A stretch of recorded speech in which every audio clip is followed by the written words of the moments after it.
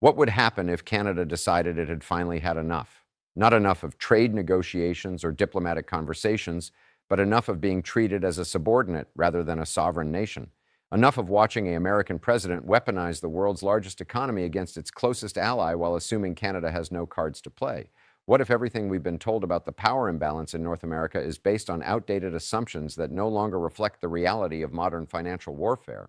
For Canadians who have spent years watching their government absorb insult after insult, tariff after tariff, threat after threat from Washington, there's something you need to understand. Your country is not weak, your institutions are not fragile, and the leverage you possess is far greater than anyone in the Trump administration appears to comprehend. The question has never been whether Canada could fight back effectively against American economic aggression. The question has always been whether Canadian leadership would recognize the weapons at their disposal and have the resolve to use them. The answer to that question may be about to change everything. Donald Trump has spent the better part of 2 years treating Canada like a dependency that exists only to serve American interests. He has imposed crippling tariffs on Canadian steel, aluminum, and lumber. He has threatened Canadian energy exports. He has characterized the most integrated bilateral trade relationship on earth as somehow unfair to the United States, despite the fact that American corporations profit enormously from cross-border commerce and American consumers benefit from affordable Canadian goods.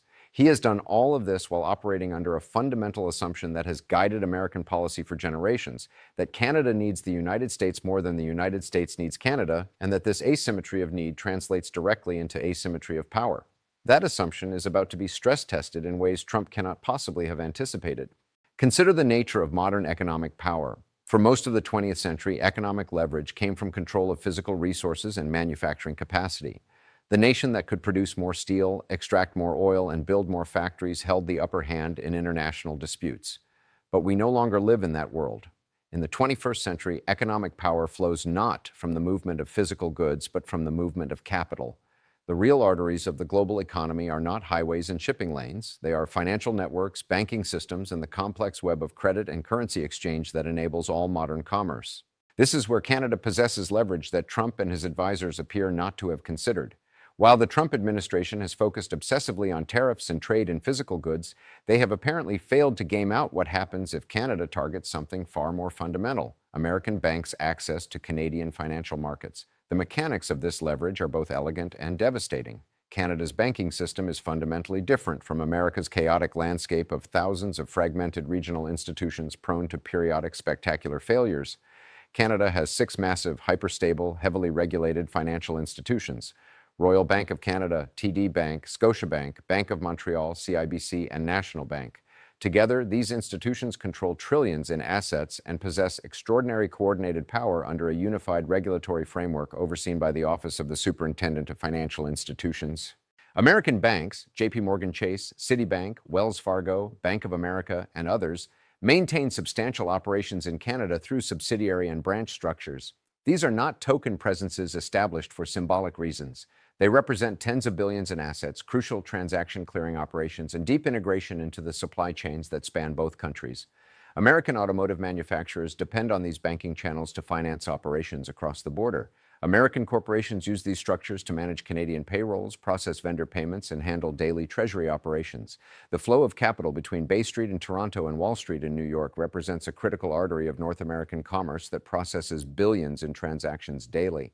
Now consider what would happen if the Canadian government, invoking national economic security provisions through the Superintendent of Financial Institutions, issued a regulatory directive restricting American banks' ability to conduct new business in Canada. Not seizing assets or freezing accounts in the traditional sense. Those would be crude moves that violate international norms and risk retaliation.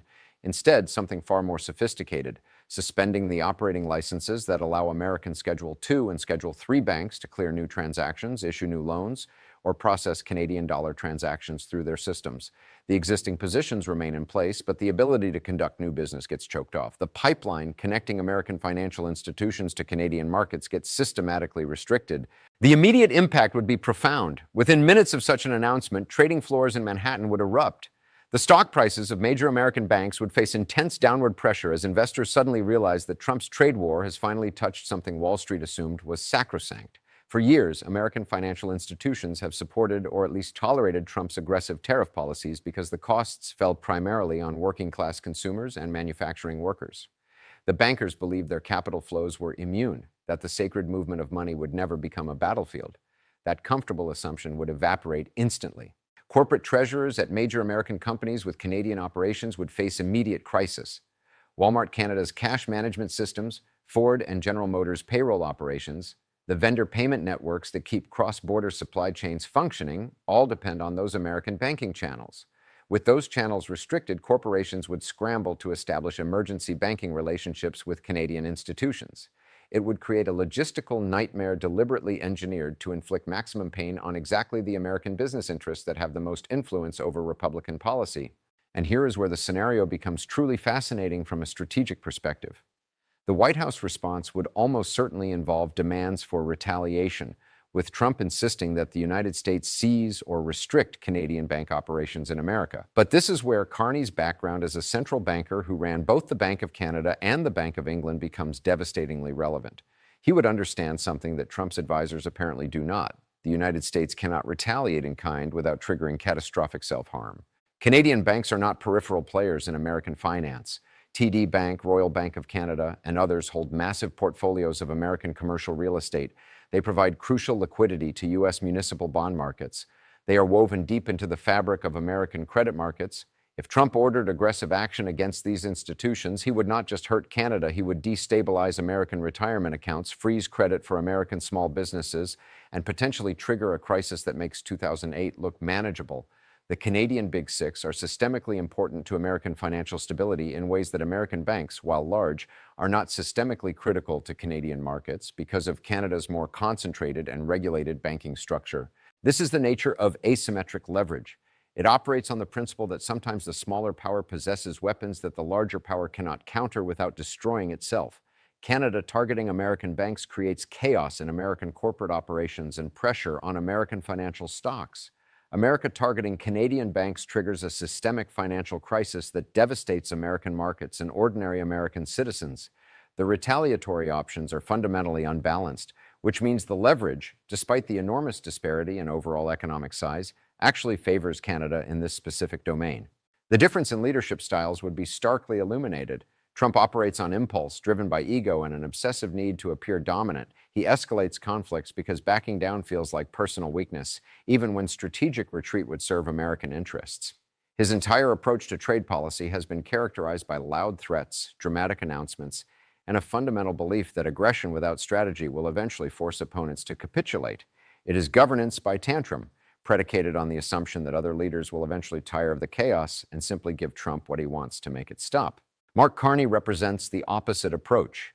He is calm, analytical, deeply versed in the technical architecture of global finance. His career has been built not on performance and spectacle, but on competence and precision. If he were to deploy Canada's financial leverage, it would not be announced with a bombastic press conference or an angry social media post. It would come through a dry regulatory directive, technical and bureaucratic in its language, that fundamentally alters the balance of power while giving Trump no dramatic moment to rally around, no clear enemy to vilify, no obvious path to retaliation that doesn't backfire catastrophically. The global implications of such a move would extend far beyond the immediate Canada-US relationship. For decades, the US dollar and American financial institutions have been the unquestioned center of global commerce. Countries have tolerated American unilateralism and occasional overreach because the U.S. system was considered the safest, most stable foundation for international transactions. But if the United States becomes so erratic, so unreliable that even its closest neighbor and most integrated ally feels compelled to weaponize financial regulation for self-protection, what message does that send? Europe would be watching with intense interest. China would be taking detailed notes. The rising economies of the global South would be asking whether American financial dominance can be taken for granted when American leadership has become so unpredictable. If Canada cannot trust the United States, who can? The invisible foundation of American economic hegemony has always been credibility, the belief that the United States, despite its flaws, operates according to relatively predictable rules and honors its commitments to allies. Trump has systematically destroyed that foundation through his approach to international relationships. For ordinary citizens on both sides of the border, the downstream effects of financial conflict would be significant. When American banks face restrictions on their Canadian operations and see their stock prices decline, they do not simply absorb those costs. They tighten lending standards immediately. Mortgage rates rise. Auto loan qualification becomes more stringent. Small business lines of credit become harder to obtain. The flow of capital that keeps the economy functioning constricts as financial institutions become acutely aware of geopolitical risk. The inflationary pressures would compound existing problems. Trump's tariffs have already driven up costs for American consumers. A disruption to banking operations would intensify those pressures dramatically because supply chains depend on complex cross-border financing arrangements. When those financial mechanisms face friction, the cost of moving goods increases substantially. Lumber that builds American homes, minerals used in American electronics, energy that powers American homes and businesses all become more expensive. American consumers end up paying for Trump's ego and incompetence with every purchase, every utility bill, every glance at their shrinking retirement accounts. The Trump administration would inevitably attempt to shift blame, claiming that Canada acted unfairly or attacked American workers. This would be transparent propaganda. Canada would not have initiated this conflict. The entire crisis would trace directly back to Trump's decision to treat a sovereign ally as a subordinate that could be bullied into submission. Canada would simply be constructing defensive mechanisms to prevent Trump's recklessness from destroying their economy. The responsibility for consequences rests entirely with the party that started the confrontation. Several pathways could emerge from such a scenario. The first involves market pressure forcing capitulation. Stock prices plunge, credit markets tighten.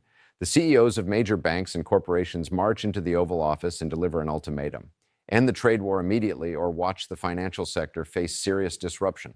Trump, confronted by unified opposition from the business community that forms his political base, drops the tariffs in a humiliating retreat. Canadian restrictions lift once American policy normalizes. It would represent total political defeat for Trump, but would prevent broader economic catastrophe. The second pathway involves escalation driven by ego. Trump's pathological inability to admit error prevents backing down. Instead, he doubles down, attempting to invoke emergency powers against Canadian institutions, despite warnings from his own Treasury Department that this risks financial crisis. Credit markets freeze. A severe recession begins. It becomes mutually assured economic destruction, and Trump might be reckless enough to press that button rather than accept the appearance of defeat. The third pathway involves legislative intervention. The business community panics sufficiently to turn on Trump. Congress, terrified of facing voters during economic collapse, threatens veto-proof legislation stripping the president of tariff authorities.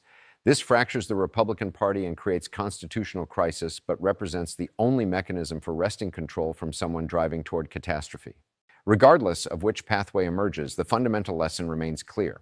American economic dominance has rested on assumptions of stability, predictability, and institutional competence. Trump has undermined all three. He has governed through chaos, treated alliances as transactions, and demonstrated profound ignorance of how modern systems function. In a scenario where Canada responds by weaponizing its institutional sophistication, those American weaknesses get exposed devastatingly. For Canadians, this analysis should provide clarity. The leverage exists. The capability is real.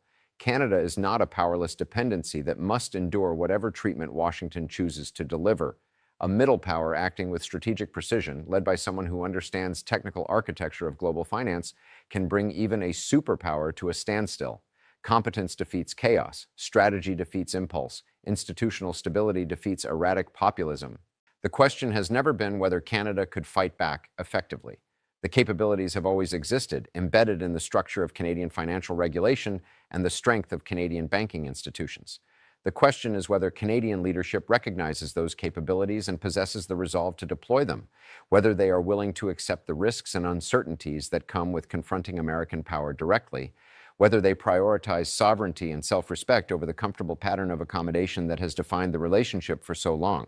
The tools exist, the legal frameworks are in place, the institutional capacity is proven. What remains is a political decision about whether the moment has arrived to use them. Perhaps the real lesson is that sometimes the most dangerous choice is inaction, continuing to hope that reason will prevail, believing the other side will eventually recognize that mutually destructive conflict serves no one. Trump has shown no capacity for that recognition. Faced with that reality, continued accommodation does not preserve stability. It invites further exploitation. This is not a prediction of what will happen. It is an analysis of what could happen, an examination of leverage that exists, whether or not it gets deployed. But for Canadians wondering whether their country has real power in this relationship, the answer should now be clear. Canada is not helpless. The capability to fundamentally alter this dynamic exists. The only question is whether it will be used and what consequences follow from that choice or from the choice not to act.